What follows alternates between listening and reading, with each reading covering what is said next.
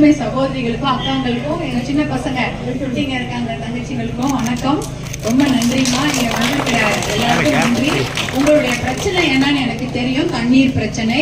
அதை தீர்த்து வைப்பதற்காக என்ன முயற்சி எடுக்கணுமோ அதெல்லாம் நம்மளுடைய சட்டப்பேரவை உறுப்பினர்கள் நாடாளுமன்றம் செஞ்சுட்டு இருக்கிறாங்க.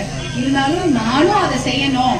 அந்த தருமபுரி காவிரி உபரிநீர் திட்டத்தை கொண்டு வந்து நம்ம மாவட்டத்துல சேர்த்து நம்ம மாவட்டத்தை தருமபுரியா முதன்மை மாவட்டமாக்கணும். தண்ணீர் பிரச்சனை நாளைக்கு ஒரு அம்மா கூட வந்து நம்மள கேட்க கூடாது.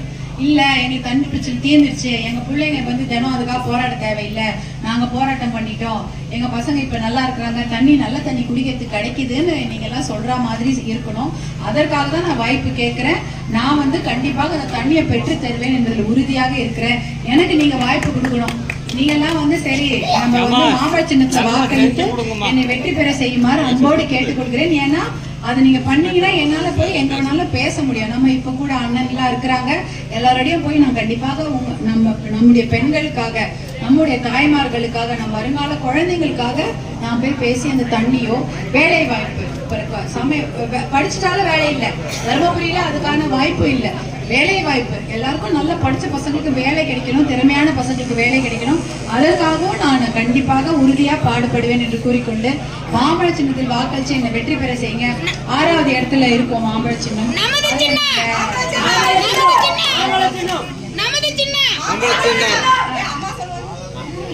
அதனால கண்டிப்பாக எனக்கு மாம்பழத்தை நீங்க வாய்ப்பளிக்கணும்.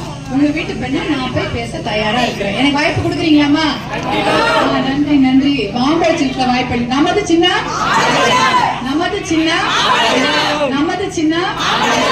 அண்ணன் வேற பக்கத்துல இருக்கிறாரு, அவரை வந்து எனக்கு பாத்துக்குவாரு, நல்லா தெரியும். எல்லாரும் கூட இருக்கிறீங்க, பக்கத்துல எல்லாரும் இருக்கீங்க, இவ்வளவு ஆசையா எல்லாரும் வந்திருக்கீங்க. உங்களை நம்பி நானும் இங்க கிளம்பி போறேன். நன்றி.